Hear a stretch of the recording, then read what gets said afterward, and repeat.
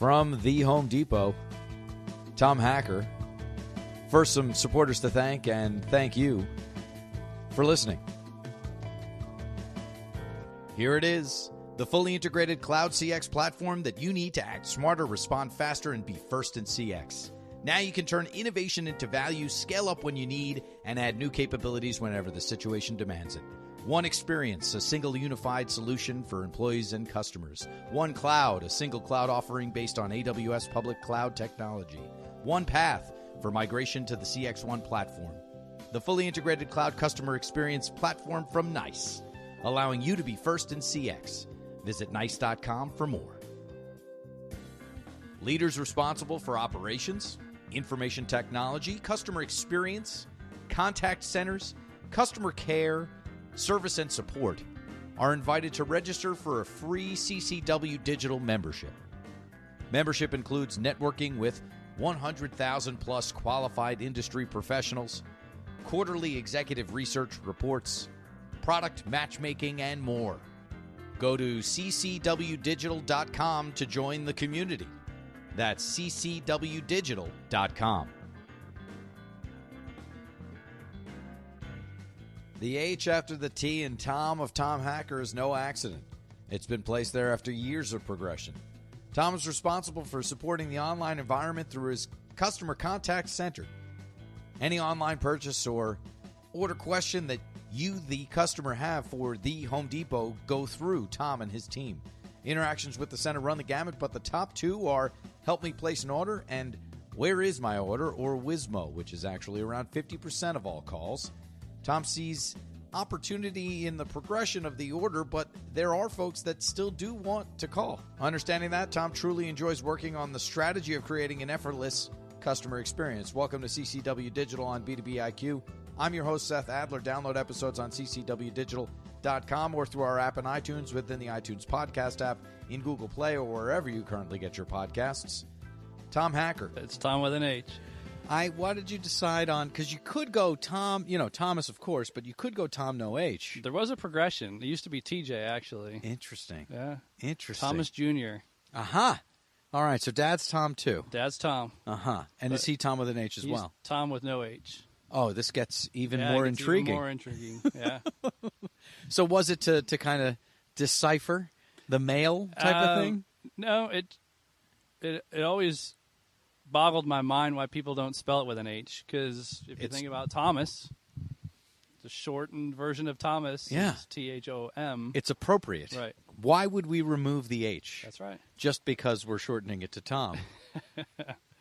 Exactly. We're not pronouncing the H when we say Thomas. Nope. We can do this. It worked. Now, when you explained to your father that you were keeping the H, so to speak. Yeah, well, it was TJ, then Thom with no H, and then Thom with an H. When did you switch to H? So there was progression. I went from TJ to Thom. Yeah. How old were you then? Gosh, that was freshman in college. Okay. So it's TJ all the way through high school. Yeah, my family still knows me as TJ. Got it. So it's funny, when my wife calls me Thom, all my cousins will be like, who's Thom? Yeah, we don't know that guy. But I changed it to Thom when I met my wife. Okay. I figured it was a good progression out of childhood into adulthood. And moved to Thom. And then when I moved out of the role I was in at Home Depot and started a new journey or career with Home Depot in the online world, everybody that I've known for the last 11 years, I'm not working with anymore. So I figured, okay, I've always wanted to spell it with an H. Now's the time. No one would know any different. So that's when we added the H. That's when we added the H. Very interesting. I mean, this is fast. So you've always wanted the H, essentially. Yeah. And there was no need for the H when we were TJ. Nope. Why did you not initially put the H in? I feel like I might be doing too much here, but I actually am interested. It's a good question. Yeah. I don't know the answer to that. Yeah. It was, just a way to be a little different. It's like, okay, now that I'm Thom, like, why didn't I start it with an H? Yeah. It was in retrospect. So I couldn't go back and do it at the time I was doing. I'm like, okay, that would be a little weird. Yeah, sure. Everyone that I work with and hang out with is like, okay, why are you putting an H in there now? So as you progressed into different parts of your life, so to speak. That's right. All right. And we'll get into maybe a little bit more about that progression. But first, we want to make sure that we know what you're doing now. Okay. So What are you responsible for? So now I run a contact center, one of 3, for the Home Depot, supporting our online environment. So any purchases that you make online, any order questions that a customer may have, those customers will come to either my center or 2 of our other centers. Okay. Tom's your guy.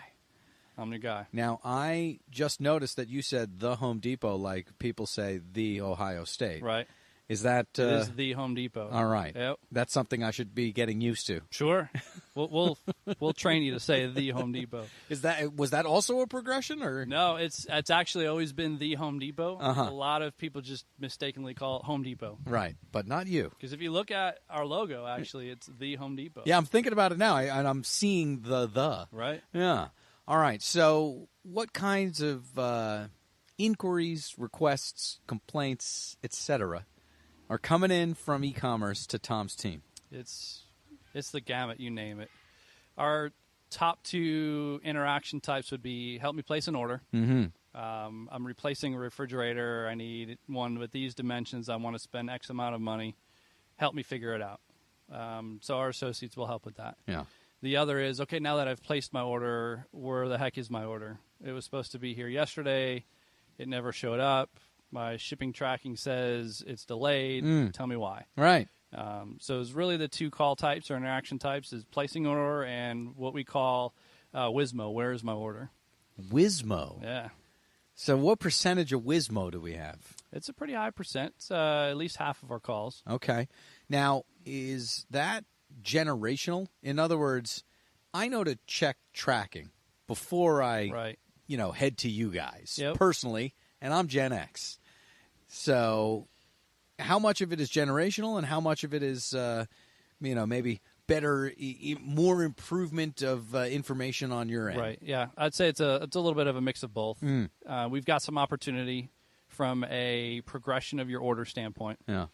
Some systems don't necessarily always talk to each other. Right. But we're continuing to improve that. Right? That's one of the easiest things that we can fix is just be proactive in what we're telling our customers. But even so, when we tell all the information that's needed, some of them still want to call. And I think that's where the generational piece comes into play is you've told me all the reasons why, but I need to call and just confirm that's the truth. Yeah. I still need to, the computer thing says this. Right. But I'm going to want to hear it from a person. Yep. Which is nice, right? So, you kind of just kind of opened up, hey, yeah, I'm looking at the future. I'm also managing today. How do you organize your mind and your time as far as percentage of time in today and percentage of time in tomorrow? That's a good question. So what I really like about this role, it's the best of what I would consider both worlds. I came from the field when I first started with the company. I love working with people and interacting with the people. The other part of me likes the strategic side of the business. And being in the position I'm in, I get both sides of that part of the business. For us, what's on our mind right now is how are we truly going to create an effortless customer experience? Right. When you think about a customer visiting our website and then either chatting or making a call to us, we've already failed them. Why did they have to chat with us? Why did they have to call us? So we're constantly feeding information to our business partners to say, here are the call types, here are the chat types that we're getting, and the reasons why to help them try and solve for more of the self-serve options. So good. You know what you're doing. I like to think so. You're on top of it. It might be because you've been there for how many years? 14 and a half. All right. Now, before we get to these 14 and a half years and the progression of your career, because you were only at one other place before that, right? That's correct. I was with Target before Home Depot. Only big box for Tom. So far. Tommy Big Box is what I'm going to call you. So, if you don't mind, by the way. No, not at all. All right. So here's loyalty, right? And you and I are basically the same age, Gen X, and my buddies and my friends and my colleagues, nobody sticks around, for 13, 14 years anymore. Right. You get 10 somewhere, that's a tremendous amount. Sure. And that's our generation. Younger, even less. Yeah, you read all the articles. We don't need to tell you.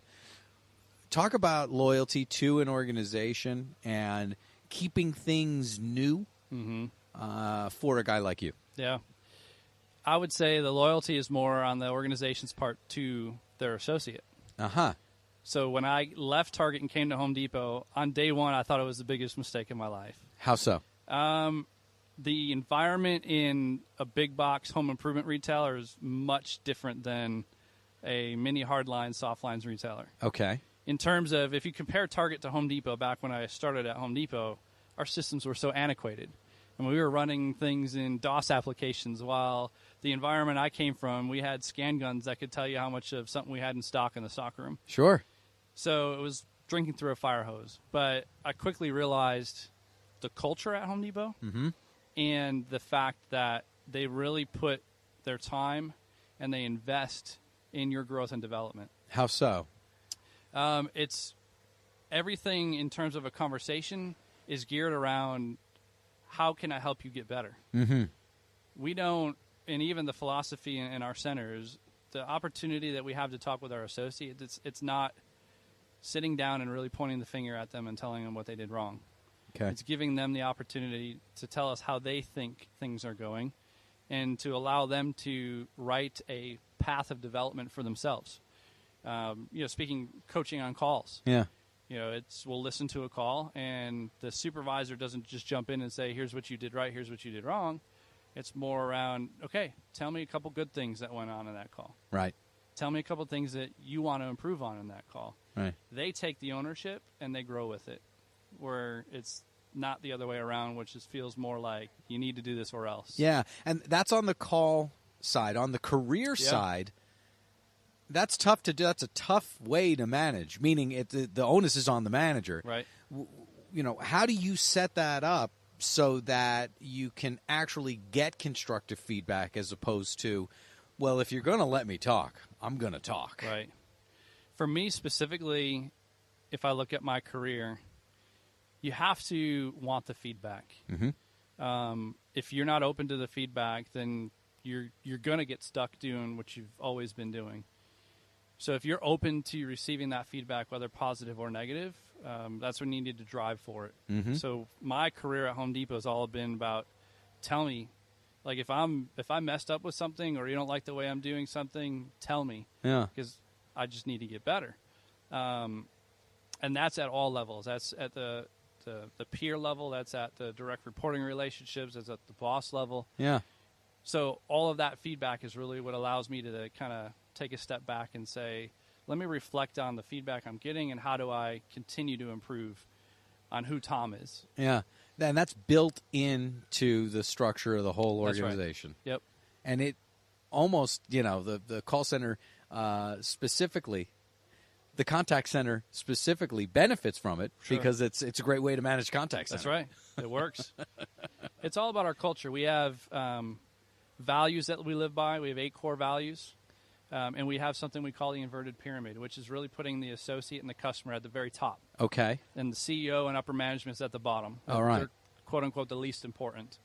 Because if you think about it, without your associates and without your customers, there'd be no business. Where are you? Yeah. So our founders, Bernie and Arthur, said that if you take care of the associate, they'll take care of the customer, and the rest will take care of itself. Mm-hmm. And truly, that's what I live in the center that I'm running today. Yeah. And I can see that in the results. So let's talk about a tough nut to crack as far as an associate. Yeah. Obviously without a name. Maybe someone that really didn't understand what you're talking about. You have to want the feedback. Somebody that didn't want the feedback. Right. And I'm specifically asking for maybe somebody that we were able to turn around, because if you can't change the people, Tom, change the people. Right. So can you give us an example of that? Absolutely. This traces back to really almost the start of my career. Okay. When I was in loss prevention, before I was in the customer side of the business, I was in a district that I ended up getting moved to a district closer to home. Mm-hmm. And there was what we called a loss prevention specialist, undercover agent walking the floor catching shoplifters. And at the time when I took over that district, my regional manager said, I'll just name this person Joe. Sure. Joe needs to go. He's not going to make it. Okay. And he had already given up on this associate. I'm done. Yeah. Right. And I'm like, okay, first of all, that's not That's not the values that I live by. Give me time. Okay. Now, when you say that's not the values that I live by, that sounded like it was personal Tom values. Oh, yeah. As opposed to Home Depot values. Yeah, it's a mix of both. Okay. All right. Yeah, I don't know Joe from Joe. Right. So I wanted to get to know who this person is and really what's the makeup of this individual. Okay. And I said, give me 3 months with this individual. Give me a quarter. Yeah. Yeah. And I just spent time, got to know the inner workings of Joe, what made Joe tick, what made him excited in terms of job performance, and really kind of tried to steer where he wanted to go with the organization around to some of the opportunities that my regional manager saw in him. Okay. So dive in, though, like day one talking to Joe. Yeah. Obviously, you saw what the other guy saw, right? Oh, maybe Joe does need to go. Yeah. And then kind of take us through that opening up. You gave us the kind of panacea strategy. Sure. But, where were those moments of enlightenment? So to what I said earlier, I'm transparent. I sat down with him and said, look, your brand that you set for yourself is not the best, and people don't think very highly of you. You shared that right away. Yeah, right away. Because this individual knew from earlier conversations, I'm going to tell you like it is. Yeah. But I'm also going to be there to help you. And when you think about the fact of performance feedback, whether it be job-related or, behavioral related, 88 to 90% of your associates want that feedback. They want honest, actionable, and timely feedback, whether good or bad. Because if you really ask most people, their goal is not to not excel. Right. Sure. So you just got to find what makes them want to excel. Right. So that's what I focused on with Joe. What was his initial reaction when you're like, hey, buddy, people don't like you? The fact, it was a little surprising for him. Right. But I think what he appreciated was that I didn't give up on him. And you were looking him right in the eye. Yeah. Right. And I told him from here on out, regardless of what's been told to you in the past, we're going to have candid conversations. And my goal is to see you exceed. If you don't, then I feel like I've failed you as a leader. Right. But it's a two-way street. You're going to have to put in effort as well. So, obviously, that process that you're talking about takes a long time. Yeah. Took under 3 months, if I'm guessing right. It did. And, you kind of solve it the way that you told us. How much of it goes back to that first conversation of you looking him dead in the eye and saying, here's what's what. I'm here to solve it with you if you want to. Right. I think all of it goes back to that initial conversation. Yeah. Every single piece of it. 3 months goes by, and he went from being kind of on the bottom of the list to being on the top of the list. And he got promoted within the first 6 months that I had him. Yeah. And he became the subject matter expert for our district. I mean, when you talk about success story, really taking somebody that wasn't thought of very highly to now not only the district but the rest of the region reached out to him for advice. Yeah.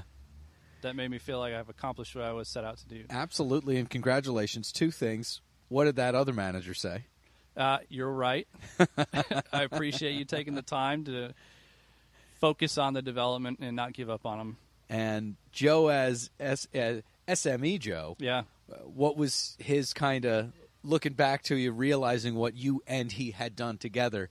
What was his feedback? His feedback was seeing how transparent our conversations were and really making that a part of his life now. Yeah. Because when he got promoted, he now had people that worked for him.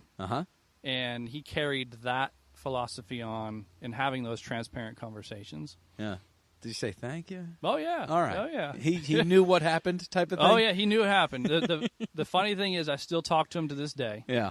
Because this was literally 12 years ago. Oh, wow. All right. He's since gone on and left Home Depot. Okay. But he still texts me to this day and asks me for advice. There you go. Because of that relationship that I built with him on day one. I love it. All right. So then obviously, look at this. I mean, we got, sure, the Home Depot values, but we did say, yes, there are Tom values. Sure. So let's go all the way back. Where are you from? Born and raised in Illinois. Okay. Where in Illinois? South suburbs, Tinley Park, Illinois. Okay. So this would make you a Chicago White Sox fan. It would. You're right? Exactly right. And so you remember 2005 with Ozzie Guillen and the boys. Yeah. Right? And Robin Ventura, fortunately, does not want to manage the Mets in 2018. We just heard. What are your thoughts on this? I'm just kidding. I'm not really asking you that. So growing up a White Sox fan, right? When did you said you liked people. Right. When did that become apparent to you? Oh, gosh. Probably, I had a rough high school. You did? Yeah. How come? The quote-unquote nerd. Really? Yeah. You look like a cool guy. You got the nice style going and the whole deal. I mean, nerd like I was really good at school, or nerd like I didn't get social? Really good at school. Okay. Like I was social with that group. Your people. Yeah. Right. I think it was at that point because a lot of the time I spent in high school was with friends, and that was kind of that support factor to get through it. And really, my first job when I started working at Target, that's kind of where it all started, because you have to make friends in the area that you work in order to want to get your exposure out there. Right. And I think that's when it started clicking for me. Got it. You were able to kind of open up the shell a little bit. That's exactly right. Because you had to. Yep. All right. So you got that job while you were in high school? Yeah. I started working at Target when I was 15. Okay. And got a worker's permit. Worker's permit. Same. So that's my 15-year-old birthday present from my father. Okay. Happy birthday. Here are your working papers. Go get a job. Right. Absolutely. Yeah. Seasonal toy help. Yeah. Okay. Is what I started at Target with. Uh-huh. And I was a temp associate. After my 4 months or whatever through holiday, I got approached by the LP department, the loss prevention team, and asked if I'd be interested in a permanent role. What did they see? Is it, I just can't not work? You know, like this guy, he just won't stop? Right. Type of thing? Or what was it? So I'm very dedicated. I would probably consider myself a workaholic. Right. And it started at that age. Yeah. Even before I worked at Target and then Home Depot, like my parents had me doing things in terms of responsibility at the family business or whatnot. Okay. So, entrepreneurs then? Was no longer. Okay, yeah. But at the time, so you were helping out the family business. Correct. So that helps with the work ethic, sure, right? Absolutely. Because you got to get up and do the thing because you know what? No one else is going to do it. Yeah. What kind of business was it? Gosh. It was, they made compression tanks for railroad cars. I was not expecting that. Yeah. I was figuring a five and dime, Tom. No, we were doing something. Yeah, it was in manufacturing. And did you have any relations with those customers back in the day? No, for me it was like, at that point it was go cut the grass on the property. Right. That's what I did. Do the thing that you can do. Clean up the shop, go cut the grass. Talk to no one, Tom. Yeah. All right, so already in the very first position that you have, they see Tom. Did you see what they saw? Did you know what they, knew? I knew I was a hard worker, okay. But to me, that's just the norm. Like, that's my expectation. How could you not be? Yeah. Right? Yeah. Now, answer that question. In other words, now you manage people. Yep. You manage many people. Right. Some of them aren't workers, let's be honest. You're exactly right. So I come from the same philosophy. I literally don't understand how not to work. Sure. Like, how do you, I get up, I work really hard, then I go to bed, I wake up, then I work really hard. Like, that's just, that's what you do. It's nature, yeah. Explain to me this other personality. The non-worker? Well, it's just the one that isn't as workaholic as you, It's to each their own. Okay. If that's what that individual wants to do, then so be it. But right. How do you, with your personality, manage that person with that personality? It's really figuring out what do they want to do. Yeah. If they're telling me this is what I want to do and I don't want to do anything more, okay. You're doing what you're doing. You're performing. Here's what we need you to do. We need you to hit these. Exactly. Okay. If it's, hey, I want to do more than this, then it's a different conversation. Got it. Well, what you're putting into it right now, you're not going to get out of what you want. Right. I would love raise, and I would love to Corner be office, promoted. yeah. Yeah, exactly. It's like, well, you're not doing the job you have, right? Yeah. So there's some of that. Okay, so in loss prevention, what did you actually do really well? What did you change, if anything? That's a really good question. So I went through the ranks of LP at Target. Yeah. I wouldn't say what I changed in LP happened at Target. Okay. It didn't happen until I came to Home Depot. Well, let's just make sure that we describe how that switch happened, right? Because it's transition literally from Target? the only transition that you have, right? Very fair. So I won't bore you with the long story, but I went through 3 different levels at Target. Okay. Entry-level door monitor, Yeah. undercover agent, and then became a salaried leader in a building. Okay. I just real quick. Yeah. I know that we're, tangent, but Undercover Tom. What's that like? Do we have the earpiece? No. Walkie-talkie in the back pocket. Okay. Yeah. And just plain clothes. Yeah. Yeah. And what are you looking for as Undercover Tom? Behaviors of shoplifters. Uh-huh. What are they? Oh gosh, there are many. Uh-huh. I got so good I could sit in the food avenue of Target. If you're familiar with a Target layout. Sure. And I could literally watch people as they're walking in and say, yeah, that person's going to take something. Is it fidgety? What is it? It's reading body behavior, body language. Yeah. The interesting thing about being in the role of LP, it's given me a lot of experience in terms of being able to read people from a body language standpoint. Well, because this is why I'm diving in on this, because you just told me before about the managing people. What you do, Seth, is this is you talking. You just ask them. Right. You tell them what you need, and then you ask them what they want. Yep. This is the opposite of that. Right. You don't get to talk to these people. Nope. So how do you have both brains, I guess, right? So what are you tapping into to read that body language for that loss prevention person? And then how are you applying that body language to that same direct kind of conversation? Sure. It's reading for me, when I'm talking to somebody, I'm reading their body language to figure out how I'm going to have the conversation. What do you mean? How they're positioned in their chair. Okay. What are their facial expressions? Yeah. And I will watch the body language change as I'm having a conversation. If the body language is starting to turn negative, then I know I'm pressing too hard. So then I'll lighten up and go in a different direction. Huh. If somebody's sitting like with their legs open, kind of sit back in the chair, relax, they're open to the conversation. Okay. If you start talking to them and they fold their arms, or they kind of lean back and start to, tap the table a little bit, yeah, then you're starting to hit a nerve. There's different things you can ask questions to get a baseline of somebody. If you ask somebody where were they born, how old were they when they, had their first kiss or something like that. Sure. Your eyes go in certain directions. Okay. When you're trying to recall the truth. Okay. Then when you insert something where they may not tell the truth and you're trying to get underneath that piece of it, you watch where their eyes go. Get out of here. Yeah. So where'd you have your first kiss? Okay, I go up to the right here for that one. Yep. And then where were you at 5 p.m. on Sunday? I go up to the left. It's like, oh, well, one of those is not true. Exactly. It's more than likely going to be, where were you at 5 p.m.? Very interesting. Yeah. Is the direction, and I guess you learn this in loss prevention school type of thing, is the direction always the same on everyone? Or No, it's completely different. That's why you have to ask both questions. Yep, you got to get the baseline. Interesting. Some people look down to the left, down to the right, up, left, and right. How old were you for your first kiss? 13, I think. Okay. Yeah. That's pretty early. Yeah. That's pretty good. Did you marry your high school sweetheart? I did not. All right. No. You're the kind of guy that would. You're a loyalty guy, I right? appreciate that. Well, you're married now, right? I am. 15 years. All right. Where'd you meet her? In college. Okay. What school did you go to? I went to community college in Illinois. Right. Moraine Valley. Okay. And then I got my degree from DePaul University. Okay. But we met at the community college. At MVCC, as there they you call go. it. You got it. All right.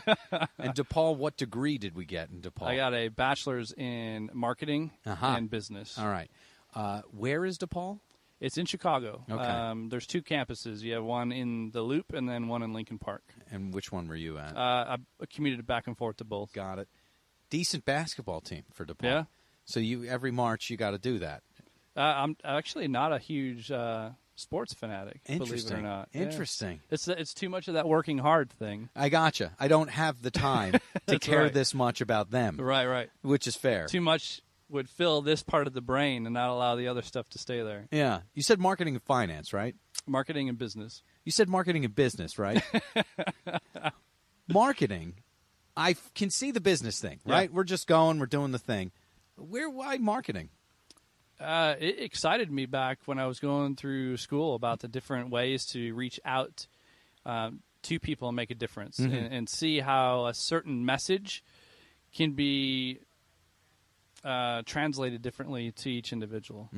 And although I'm not using that degree today, I still feel like I am. Totally are. Absolutely. You're telling me that the things that you're saying. It's the way I sell things to people and have the conversations with those individuals. So you started in loss prevention at Home Depot, I would imagine. I did. For how long were you there?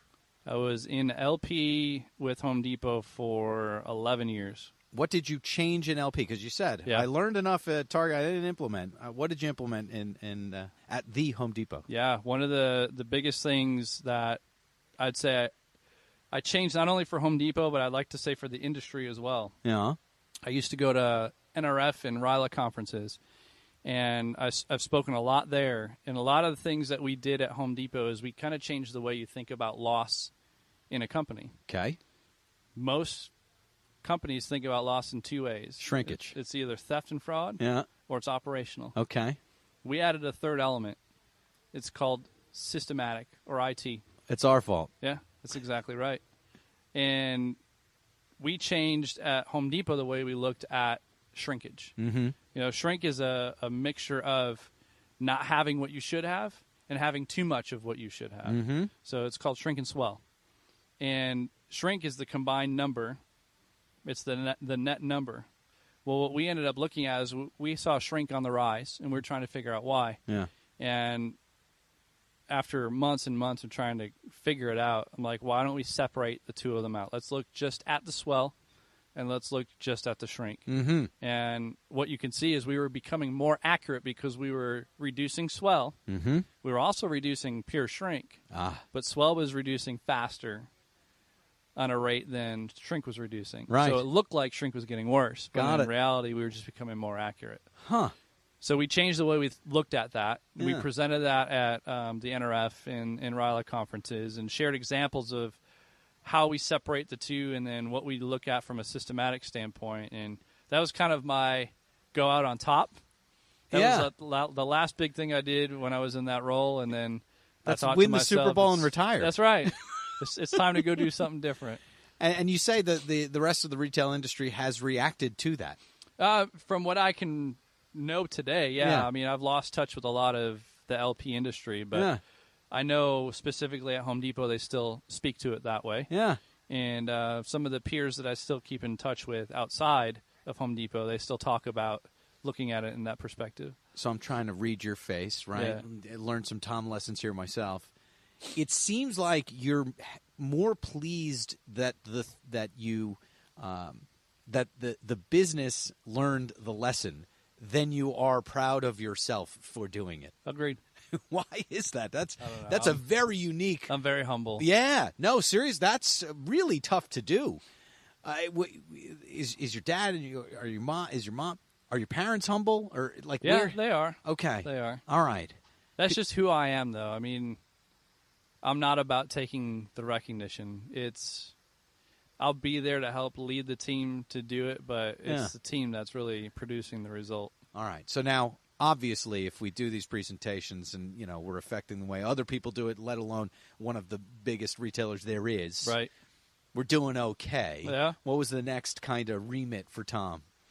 For me, it was tracing back to what I went to school for and said, I didn't go to school to be an LP all my life. Right. So what's next? Yeah. The whole reason why I relocated from Illinois to Atlanta was to get into the main office. Let me get into HQ. Yeah. Let me do this. And I said, okay, after 18 years in loss prevention, 11 at Home Depot, 7 at Target, said I need a new challenge. Right. And the great thing, tracing back to the culture that I was talking about at the company, is they will take risks on their associates that have a proven track record of success. Got it. I wanted to prove to the organization I can do more than just LP. Mm-hmm. And I started looking for opportunities within the organization, and online is growing rapidly. Sure. So why not try something there? I got dumped into the workforce director role. Yeah. And that wasn't my cup of tea. I did that for a year. How come it wasn't? Because I was done with numbers. I did numbers all my life in loss prevention. I didn't want to do it anymore. Yeah. But I'll do something different. I want to do something different. Right. Yeah. So I did it for a year, and my goal was to make myself uncomfortable. Okay. And I think I did that because, A, I left LP in operations and I moved to online. Mm-hmm. I didn't understand online at the time. Right. I then went into a call center environment. I didn't know anything about call centers. Right. And then I got assigned the workforce role. I didn't know anything about workforce All three. management. That's 3 for 3, man. You want to talk about being uncomfortable. Yeah. So I did that role for a year and did it well, made some changes there. Yeah. And my general manager came to me and said, would you ever consider running a facility? And I thought back to myself about what I want to do with my career. And I loved, like I had said before, I loved being out in the stores. Yeah. But I loved the strategy side. And the contact center allowed and afforded that opportunity. Yeah. So I said, yeah, I'd definitely be interested. Went through the stack of interviews, and 2 years later, still doing the same role. There we go. All right, so advice for your colleagues running facilities, maybe 1, maybe 2, maybe 3 pieces. What would you say? Hey, do this, don't do that. I would say always make yourself uncomfortable. Okay. Challenge the status quo. Uh-huh. And don't think that what has always worked will continue to work. And some of that is that, challenge the status quo thing. Yep. Because I was going to ask you don't seem like too much of a rebel, man, but challenging the status quo as in we always do it that way, and right. That's why we do it. Exactly. Yeah. That's not an acceptable answer. Right. That makes no sense. Why do we do it this way? Yeah. Well, we always have. Right. Okay? Based on what? Right. Yeah. If you want to grow, we can't keep doing it this way. Man, I could talk to you all day. But I'll give you the 3 final questions. I'll tell you what they are, and I'll ask you them in order. What has most surprised you at work along the way? What's most surprised you in life? And on the soundtrack of your life, one track, one song that's got to be on there. I should mention we're here at CCW outdoors. Outdoors. And you might have heard a bus pull up, so this is a good time for us to get out. What's most surprised you at work? Most surprised me at work would probably have to be all of the different types of personalities. Uh-huh. You think you're going to walk in, everybody's going to, well, maybe some mom, dad, maybe some of these my buddies, but all sorts of people are out there, aren't they? All sorts. You can't make everybody happy. You got to find the mix to make the most people happy. Right. You can't please all the people all the time. That's right. Does that do we know that? Do you think we, at least contact center folks know that? Do you think we leaders know that? Do you think corporate America understands that or no? To a certain extent. I think everyone's on a mission to try and make everybody happy, but I don't think that's ever going to be the case. Right. It's okay if we do well in the percentage. Don't try to get to 100%. Right. What's most surprised? It's that 80-20. That's that 80-20. There you go. What's most surprised you in life? That's a really good question. Most surprised me in life, what I'd have to say is in terms of dealing with things in life, nothing is impossible. Myself and my wife both went through a lot of medical challenges, and we just stayed determined. Yeah. And that's kind of our motto is determination. Yeah. So what's most surprised me in life is when tough things are put in front of you, just be determined. Yep. I in my lifetime there was a moment there where I was spending a lot of time in hospitals, and I'm not anymore.